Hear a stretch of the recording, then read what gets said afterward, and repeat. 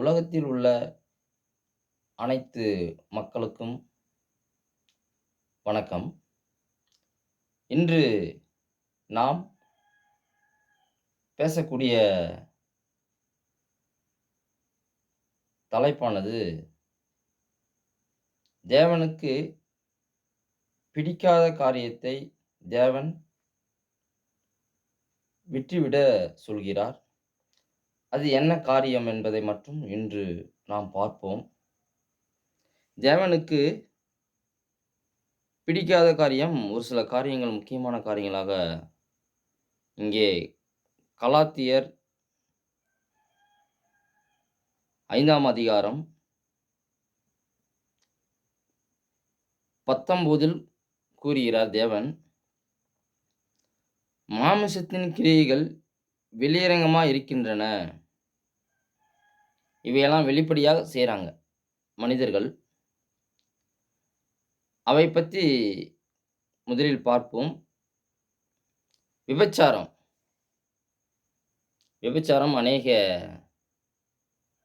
பெண்கள் செய்து கொண்டிருக்கிறார்கள். தயவு செய்து இது தேவனுக்கு பிடிக்காத ஒரு காரியமாக தெரிகிறது. அநேக பெண்கள் தேவனுக்கு தெரிந்து அவர்கள் தவறு செய்கிறார்கள் என்று அறியவில்லை. ஆனால் அறியாமல் செய்கிறார்கள். பணத்திற்காக, அநேக தேவைகளுக்காக அவர்கள் செய்கிறார்கள். இப்படிப்பட்ட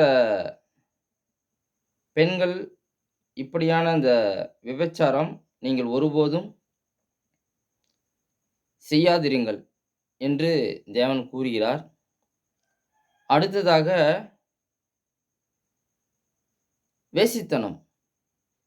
வேசித்தனம் என்பது அநேக குடும்பத்திற்குள்ளாக தவறு செய்வது. கணவன் மனைவி ஆசைப்பட்டால் இது நியாயம். ஆனால் கணவன் தன் பிள்ளைகள் மீது ஆசைப்படுவது, பிள்ளை கூட தன் பெற்றெடுத்த பிள்ளை மீது ஆசைப்படுவது, அதேபோல் அண்ணன் அண்ணன் தங்கச்சி, இப்படி சித்தப்பா சித்தப்பா வந்து தன்னுடைய அண்ணனுடைய மகள் மீது ஆசைப்படுவது, இப்படியாக தவறு செய்வது மிகவும் பாவம். இதுதான் வேசித்தனம். வேசித்தனம் என்பது குடும்பத்திற்குள்ளாகவே தவறு செய்வது, அல்லது தன் மனைவி இருப்பால் தன் மனைவியை விட்டுவிட்டு வேறொரு பெண் மீது ஆசைப்படுவது. இப்படியான இந்த வேசித்தனத்தை நீங்கள் ஒருபோதும் செய்யக்கூடாது என்று வேதம் கூறுகிறது. இப்படி நீங்கள் தெரிந்தும் தெரியாமல் தவறு செய்தால் தேவன் உங்களை மன்னித்து விடுவார். நீங்கள் புரிந்து கொள்ள வேண்டும். ஆனால் நாம் இது தவறு என்று நமக்கு தெரியும். ஆனால் தெரிந்தும் என்ன பண்ணி கொண்டிருக்கிறோம்? தவறு செய்கிறோம். இப்போது தான் நமக்கு தண்டனை அங்க தொடங்கப்படுகிறது. நீங்கள் உணர்ந்து கொள்ள வேண்டும். ஒரு தவறை தெரியாமல் செய்தால் தேவன் நிச்சயம் நமக்கு மன்னிப்பு கொடுத்து விடுவார். நீங்கள் உணர்ந்து கொள்ளுங்கள். தெரியாமல் செய்த தவறை நிச்சயம் நமக்கு மன்னிப்பு இருக்கிறது. ஆனால் அங்கே நாம் தெரிந்தும் ஒரு தவறை செய்கிறோம். அங்க தான் பிரச்சனை ஆரம்பிக்கிறது. நீங்கள் உணர்ந்து கொள்ள வேண்டும். ஒரு தவறை தெரிந்தும் செய்யும்போது அங்கேதான் தண்டனை நமக்கு தொடங்குகிறது. இங்கே என்ன நான் கூற வருகிறேன் என்றால், இது தவறு என்று நமக்கு தெரியும். ஆனால் தவறை நாம் தெரிந்தும் செய்தால், அதைவிட ஒரு பெரிய தவறு வேறு எதுவும் கிடையாது. நீங்கள் உணர்ந்து கொள்ள வேண்டும். ஒவ்வொரு மக்களும் சரிதான். உடைகளை நல்ல முறையில் நீங்கள் நினைத்தால் அணியலாம். ஆனால் ஒவ்வொரு மக்களும் உடைகளை அணிவதில் கூட சரியான முறையில் நீங்கள் உடைகளை அணிவதே கிடையாது. எடுத்துக்காட்டாக முஸ்லிம் பெண்களை பாருங்கள். அவர்கள் உடைகளை நல்ல முறையில் அணிந்து செல்வார்கள். பாருங்கள், நீங்கள் பாருங்கள் அவர்கள். கருப்பான உடைகளை அணிந்து செல்வார்கள். தன் உடைகளை முழுவதுமாக மறைத்து விடுவார்கள். ஆனா, அநேக பெண்கள் உடைகளை அணிவதில் குறைபாடுகள் உள்ளது. நீங்கள் உடைகளை அணிவதில் நல்ல முறையில் ஒழுக்கமாக அணிய வேண்டும். இதுவும் நான் கூறவில்லை, தேவன் கூறுகிறார். அடுத்ததாக பாருங்கள், காம விகாரம், ஆசைகள். ஆசைதான் அனைத்து தவறுகளுக்கும் முக்கிய காரணமாக இருக்கிறது. நீங்கள் உங்கள் மனைவி மீது ஆசைப்பட்டால் இது நியாயம், ஓகே. ஆனால் மனைவியை தவிர்த்து அநேக பெண்கள் மீது ஆசைப்பண்டு ஆசை உருவாக்கிக் கொண்டு அவர்களை தவறான கோலத்தில் நினைப்பது, தவறான இப்படி கற்பனைகளை வளர்த்துக்கொண்டு அநேக தவறுகளை செய்வது. இப்படியான காம விகாரத்துக்கு நீ விலகி ஓடு. அதற்கு இடம் கொடுக்காதே என்று வேதம் கூறுகிறது. அடுத்ததாக விக்கிரக ஆராதனை. விக்கிரக ஆராதனை என்பது மனிதனால் உருவாக்கப்பட்ட கல்ல மண்ணை வணங்குவது. மனிதனால் உருவாக்கப்பட்ட கல்லு மண்ணு, அதாவது சிலைகளை வணங்குவது, ஃபோட்டோ இருக்கிறது அல்லவா? அதை வணங்குவது. நீங்கள் உணர்ந்து கொள்ள வேண்டும், மனிதனால் உருவாக்கப்பட்ட எதுவும் கடவுள் கிடையாது. நீங்கள் உணர்ந்து கொள்ள வேண்டும். மனிதனால் உருவாக்கப்பட்டது எதுவுமே கடவுள் கிடையாது. அது எவ்வளோ பெரிய சிலையாக இருந்தாலும் சரிதான். நீங்கள் உணர்ந்து கொள்ள வேண்டும், புரிந்து கொள்ள வேண்டும். மக்களே, நல்ல முறையில் புரிந்து கொள்ளுங்கள். மனிதனால் உருவாக்கப்பட்டது எதுவும் கிடையாது.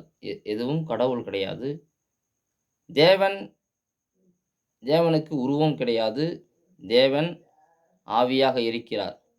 அவர் உலகமெங்கும் இருக்கிறார். நீங்கள் எங்கே வேணாலும் தேவனை நோக்கி பார்க்கலாம். ஆனால் மனிதனால் உருவாக்கப்பட்ட கல்லு மண்ணை வணங்காதீர்கள். இது பாவம். இங்கே விக்கிரகம் என்பது ஒரு சிலையை குறிக்கிறது, அல்லது ஒரு ஃபோட்டோவை எது வேணாலும் வைத்துக் கொள்ளலாம். அது மனிதனால் உருவாக்கப்பட்டது. அதை நீங்கள் வணங்குவது மிகவும் பாவம். அந்த பாவத்தை ஒருபோதும் தேவன் செய்ய வேண்டாம் என்று கூறுகிறார். நீங்கள் தெரிந்தும் இந்த தவறுகளை செய்தால் தேவன் உங்களை தான் தண்டிப்பார். தெரியாத தவறை செய்தால், தவறு செய்தால் தேவன் மன்னித்து விடுவார். நீங்கள் புரிந்து கொள்ள வேண்டும். தெரிந்தும் தவறை செய்யாதீர்கள். அடுத்ததாக அசுத்தம், விக்கிரக ஆராதனை, பில்லி சூனியம். பில்லி சூனியம் என்றால் என்ன கூறுவது? ஆம், அநேக மக்கள் இவன் கெட்டுப்போக வேண்டும், இவர்கள் அநேக தவறுகள் அவர்கள் நன்றாக வாழ்ந்து கொண்டிருப்பார்கள். அவர்களுக்காக அநேக ஏதாவது செய்து, அதாவது மந்திரம், மாந்திரீகம் இப்படி செய்து அவர்களுக்காக இந்த தவறுகளை செய்வார்கள். இந்த பில்லி சூனியம் என்பது மந்திரம், மாந்திரீகம், சூழ்ச்சிக்காரர்களிடம் சென்று அநேக தவறுகளை செய்வது. அவர் மூலமாக அவர் கெட்டுப்போக வேண்டும். இப்படியான தவறை நீங்கள் என்ன பண்ணக்கூடாது, செய்யக்கூடாது என்று வேதம் கூறுகிறது. நீங்கள் இதையும் தெரிந்தும் தவறு செய்தால் நல்ல முறையில் புரிந்து கொள்ள வேண்டும். தெரிந்தும் தவறு செய்தால் நீங்கள் நல்ல முறையில் தண்டிக்கப்படுவீர்கள். இப்படியான காரியத்தை ஒருபோதும் செய்யக்கூடாது என்று வேதம் கூறுகிறது. அடுத்ததாக பார்க்கும்போது பகைகள். இங்கே பகை எப்படி உருவாகிறது? அண்ணன் தம்பிக்குள்ள ஒரு பகை ஏற்படுகிறது. இடம் பகை, இடத்துக்கு ஆசைப்படுவது, இடத்துக்கு அவரிடத்திற்கு இவர் ஆசைப்படுவது, இவரிடத்திற்கு அவர் ஆசைப்படுவது. அப்புறம் உன் மனைவி இருப்பாள், அவள் மீது நீ ஆசைப்படுவதே கிடையாது. மற்றவர் மனைவி மீது ஆசைப்படுவது, மற்றவர் மனைவியை நேசிப்பது, திருட்டுத்தனமாக உடலுறவு கொள்வது, இப்படியான அநேக இதன் மூலம் என்ன உண்டாகிறது என்றால், பகை உண்டாகிறது. இடத்துக்கு பகை ஏற்படுகிறது. அப்புறம் இந்த பகையாகப்பட்டது அநேக தவறுகளை செய்ய தூண்டுகிறது. ஒருவர் மீது ஒருவர் அன்பு செலுத்துங்கள் என்று வேதம் கூறுகிறது. ஆனா, அன்பை மட்டும் நாம் செலுத்துவதே கிடையாது. தன் மனைவிக்கு தன் மனைவி தன் மனைவி மீது அன்பு செலுத்துவது கிடையாது. ஆனால் அதற்கு மாறாக நாம் மற்றொரு பெண்ணை பார்க்கிறோம், அவர் மீது ஆசைப்படுகிறோம். இப்படியான அநேக தவறுகளை செய்து கொண்டு பகைகளை நாம் உண்டு பண்ணுகிறோம். அங்கே எப்படி பகை உண்டாகிறது? மனைவியாகப்பட்டவள் தன் மீது தன் கணவன் நேசிக்க வேண்டும், தன்னை நல்ல முறையில் பார்த்துக்கொள்ள வேண்டும் என்று நினைப்பாள். ஆனால், அங்கே நீங்கள் என்ன தவறு செய்கிறீர்கள் என்றால், தன் மனைவியை மட்டும் விட்டுவிட்டு, அடுத்த மனைவி மீது ஆசைப்படுவது, அடுத்த பெண்கள் மீது ஆசைப்படுவது, இப்படியான அநேக தவறுகள் செய்யும்போது, அங்கே மனைவி கணவனுக்குள்ளாக ஒரு பிரிவினை ஏற்படுகிறது. இங்கே ஒரு பகை ஏற்படுகிறது. பகையாகப்பட்டது நீங்கள் தவறு செய்யும்போது தான் அந்த பகையே உருவாகிறது. நீங்கள் தவறு செய்யாமல் இருந்தால் பகைக்கு இங்கே வழியே இல்லை. அதனால் இந்த தவறை ஒருபோதும் செய்யாதிருங்கள். எல்லா விதத்திலும் செய்யாதிருங்கள். அடுத்ததாக விரோதம். எல்லாத்தையுமே விரோதமா நினைக்கிறோம். தம்பி இருப்பார், அண்ணன் இருப்பார். அண்ணன் நல்ல முறையில் சென்று ஒரு டார்கெட், ஒரு அச்சீவ்மெண்ட் பண்றாருன்னு வச்சுக்கங்களேன். ஆனா தம்பி என்ன பண்றது? வேலைக்கு செல்வதே இல்லை. குடித்துவிட்டு அநேக தவறுகளை செய்து கொண்டு, பித்தலாட்டம் பண்ணிக்கொண்டு ஏமாற்றிக் கொண்டிருப்பார். ஆனா அண்ணன் நல்ல முறையில் வளர்ந்து ஒரு இடத்துக்கு வந்தால், அதன் மூலம் என்ன பண்ண ஏற்படுகிறது? இவன் நல்ல இடத்துல போறானே! இவனுக்கு ஈடா நல்ல முறையில இருக்கிறானேன்னு சொல்லிட்டு, தம்பி என்ன பண்றது? விரோதத்தை ஏதாவது ஒரு காரணம் சொல்லி என்ன பண்றது? சண்டைய உண்டு பண்ணுவது. இப்படியான காரியங்களை நீங்கள் ஒருபோதும் செய்யாதீர்கள். அவர்கள் வளர்ந்து கொண்டு செல்கிறார் என்றால், அது அவருடைய திறமையால் வளருகிறார்.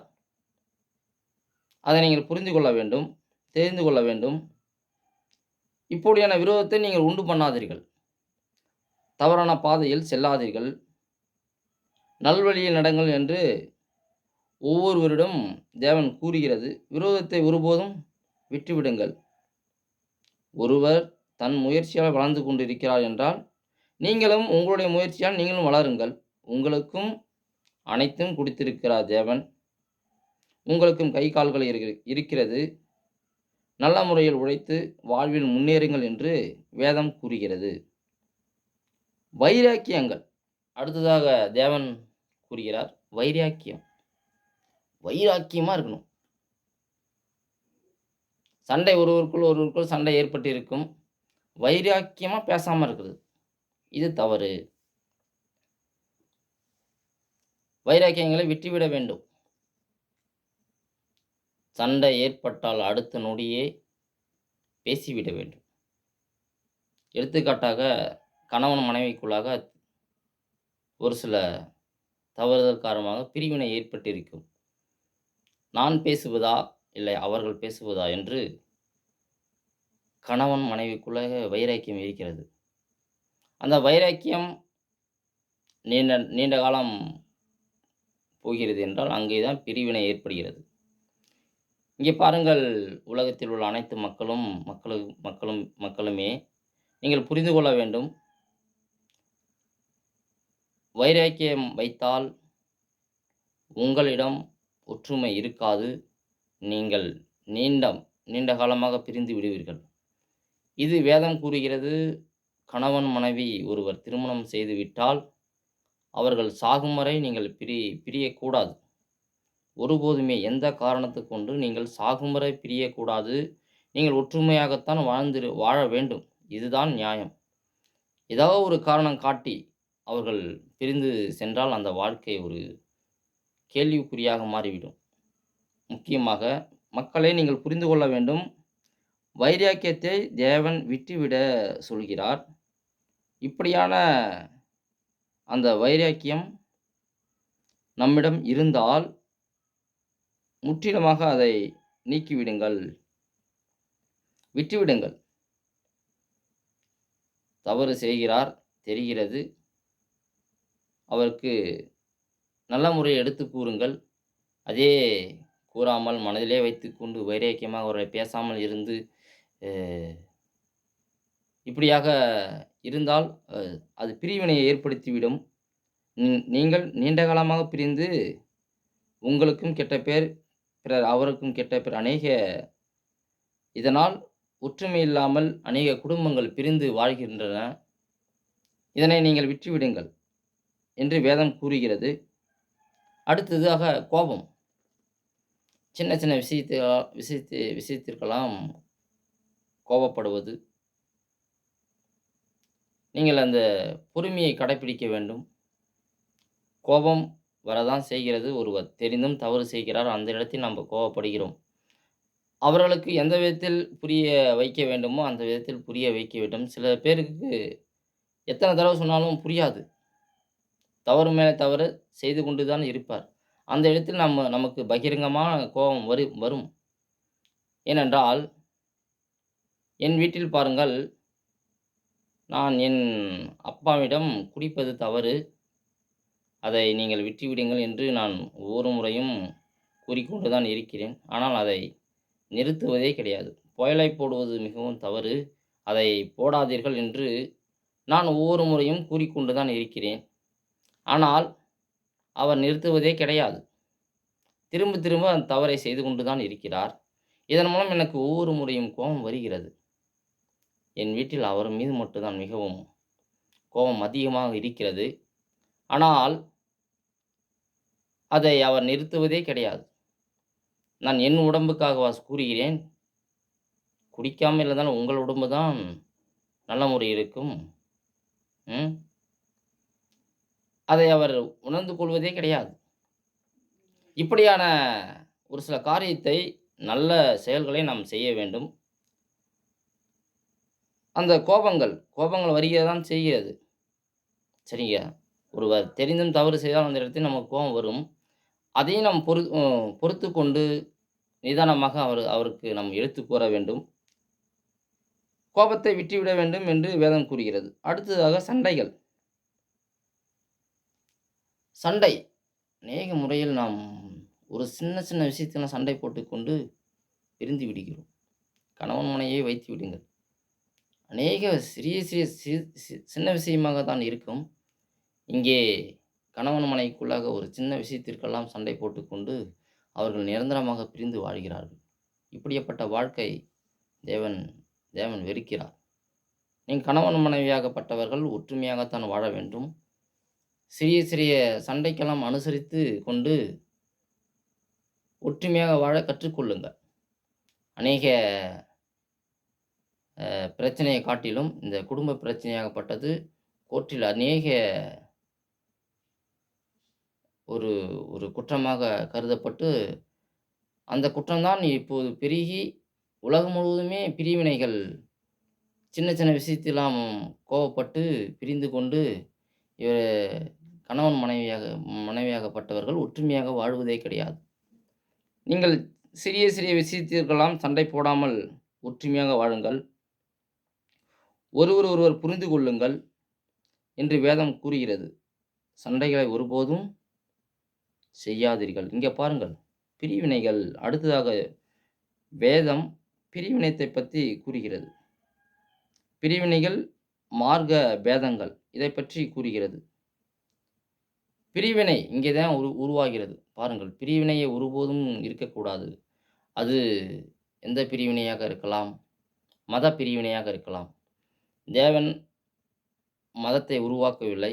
நல்ல முறையில் அது கிறிஸ்துவ மதமாக இருக்கலாம், அல்லது இந்து மதம், இஸ்லாமிய மதம். இப்படியாக மதம் பிரிவினை ஒருபோதும் இது தேவன் உருவாக்கவில்லை. நீங்கள் புரிந்து கொள்ளவும். இது மனிதனால் உருவாக்கப்பட்டது. இந்த பிரிவினையாகப்பட்டது ஜாதி, மதம், பேதம் இதெல்லாம் இதனால் தேவனால் உருவாக்கப்பட்டது கிடையாது. நீங்கள் உணர்ந்து கொள்ளுங்கள். இது மனிதர்களால் உருவாக்கப்பட்டது. இந்த பிரிவினை நீங்கள் விட்டுவிட வேண்டும். ஜாதி, மதம், பேதத்தை பார்த்து இவர்களுக்கு பெண் தரக்கூடாது. நான் பெரிய ஜாதி, இவர்கள் தாழ்ந்த ஜாதி என்று அநேக மக்கள் தவறு செய்து கொண்டு இருக்கிறார்கள். நீங்கள் புரிந்து கொள்ள வேண்டும். தேவன் இதை அனைத்துமே விட்டுவிட சொல்லுகிறார். நீங்கள் விட்டுவிட வேண்டும். இங்கே ஒரு பெரிய பாஸ்டர், பெரிய போதகர் இருக்கிறார். அவர் என்ன பண்ணுகிறார் என்றால், அவர் ஒரு பயங்கரமான பணக்காரராக இருப்பார். அவர் சின்ன பாஸ்டருடைய பையனுக்கோ அல்லது ஏழை பையனுக்கோ பெண் தருவது கிடையாது. பெரிய பாஸ்டராக இருக்க வேண்டும் அல்லது ஒரு பணக்காரராக இருக்க வேண்டும். நல்ல பணத்தை வைத்திருக்க வேண்டும். நல்ல நிலத்தை வைத்திருக்க வேண்டும். இவர்களுக்கு தான் பெண் தருவார். புரிந்து கொள்ளுங்கள். இங்கே பிரிவினை. இந்த பண விஷயத்திலும் பிரிவினை இருக்கக்கூடாது என்று வேதம் கூறுகிறது. அதேபோல் நல்ல ஒரு பணக்காரர்களுக்கு தான் பணக்காரர்கள் பெண் தருவார்கள். ஏழையாக இருக்கப்பட்டவர்கள் பெண் தரமாட்டார்கள். ஏனென்றால் இவர்கள் பணக்காரர்கள், எனக்கு ஈடாக தான் இவர்கள் இருக்க வேண்டும் என்று எண்ணுவது. இப்படியான பிரிவினைகள் ஒருபோதும் தேவன் விட்டுவிட வேண்டும் என்று கூறுகிறார். நீங்கள் அதையும் புரிந்து கொள்ளுங்கள். அடுத்தது பொறாமைகள். பொறாமைப்படுவது. அவர்கள் உழைத்து முன்னேறுவார்கள். அதை பார்த்து கூட பொறாமைப்படுவார்கள். உங்களுக்கும் கை கால்கள் இருக்கிறது. நீங்களும் உழைக்கலாம் அல்லவா? ஆனால் இவர்கள் உட்கார்ந்து கொண்டே சாப்பிட வேண்டும். எப்படி? ஆமாம். பொறாமைகள் இங்கே தான் தோன்றுகிறது. உழைக்க மாட்டார்கள். ஆனால் என்ன பண்ணணும்? தினந்தோறும் சாப்பாடு வந்துவிட வேண்டும். உழைக்காமல் எப்படி முன்னேறுவது? குறுக்க வழியில் போவது. அவர்கள் உழைக்கிறார்கள், முன்னேறுகிறார்கள் என்று பார்ப்பது கிடையாது. குறுக்கு வழியை நோக்கி சென்று அதன் மூலம் எப்படி பணம் சம்பாதிக்கலாம் என்று யோசித்து தவறுகளை செய்வது. நல்ல முறையில் நீங்கள் உழைத்து வாழ வேண்டும். ஒருவர் மீது ஒருவர் பொறாமை கொள்ளக்கூடாது. பொறாமை இது மிகவும் ஒரு கொடுமையான விஷயமாக கருதுகிறார் தேவன். அடுத்தது கொலைகள். இங்கே பாருங்கள், சின்ன விஷயத்திலெல்லாம் கொலை செய்கிறார்கள்.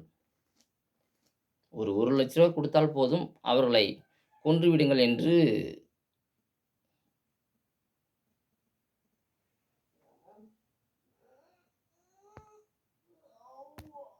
ஒருவர் கூறும்போது, பணத்தை கொடுத்து ஒருவர் கொன்று விடுங்கள் என்று கூறும்போது, அவர்கள் கொலையை செய்ய ஆரம்பிக்கிறார்கள். சரிதானே? இப்படியான பாவத்தை நீங்கள் ஒருபோதும் செய்யக்கூடாது. ஒரு 10,00,000 கொடுத்தார்கள் என்ற அதுவே உங்கள் மகளை, உங்கள் பிள்ளைகளை அவர்கள் அதே பணத்தை கொடுத்து கொலை செய்தால், நீங்கள் பொறுமையாக இருப்பீர்களா? தயவுசெய்து கொள்ளைக்காரர்களே, இந்த தவறை நீங்கள் ஒருபோதும் செய்யாதீர்கள். இது தேவனுக்கு விரோதமான காரியமாக இருக்கிறது. அந்த கொலைக்காரர்கள் உங்களுக்கு பணத்தை கொடுத்து மற்றவர்களை கொலை செய்ய நினைப்பவர்கள், இன்னொருவரிடம் பணத்தை கொடுத்து உங்களையும் கொலை செய்வார். நீங்கள் அதை புரிந்து கொள்ள வேண்டும். சரியா? நீங்கள் அதை நல்ல முறையில் புரிந்து கொள்ள வேண்டும், தெரிந்து கொள்ள வேண்டும். சரிங்களா? இப்போது புரிந்து கொள்ளுங்கள். கொலை செய்யாதிருங்கள் என்று வேதம் கூறுகிறது. அடுத்தது வெறிகள். வெறி ஏற்படுகிறது. பாருங்கள், ஒரு பெண்ணை ஒருவர் நேசிக்கிறார். இவர் நேசிக்கவில்லை என்பதற்காக அவர் மீது அநேக குற்றத்தை சுமத்தி தவறான முறையில் அவர்களை சித்தரிப்பது, அவர் மீது ஆசிடுகளை ஊற்றுவது, இப்படியான அநேக தவறுகள் ஏற்படுகிறது. நீங்கள் ஆசைப்பட்டால் அவர்கள் ஆசைப்பட வேண்டும் என்று கட்டாயம் கிடையாது அல்லவா? நீங்கள் ஆசைப்பட்டால் உடனே ஆசைப்பட்டு விட வேண்டுமா? அவர்களுக்கும் உணர்வு இருக்கிறது, உள்ளம் இருக்கிறது. அதை நீங்கள் புரிந்து கொள்ள வேண்டும், தெரிந்து கொள்ள வேண்டும் என்பதை நீங்கள் மனதில் வைத்துக் கொள்ளுங்கள். வெறி ஒருவர் மீது ஒருவர் வெறி கொள்ளாதிருங்கள். அடுத்ததாக களியாட்டங்கள், களியாட்டுகள் முதலானவைகளே. இப்படிப்பட்டவைகளை செய்கிறவர்கள் தேவனுடைய ராஜ்யத்தை சுதந்தரிப்பதில்லை என்று முன்னே நான் உங்களுக்கு சொன்னது போல இப்போதும் உங்களுக்கு சொல்லுகிறேன். நான் இதெல்லாம் ஏற்கனவே நீங்கலாம் செய்யக்கூடாது என்று தேவன் கூறிவிட்டார்.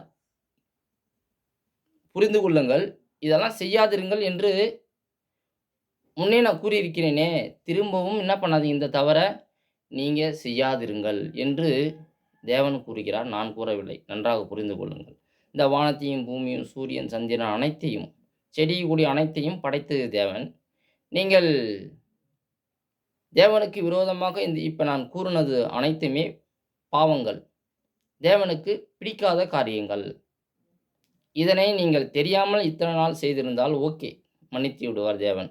ஆனால் தெரிந்தும் இங்கே நீங்கள் தவறு செய்யும்போது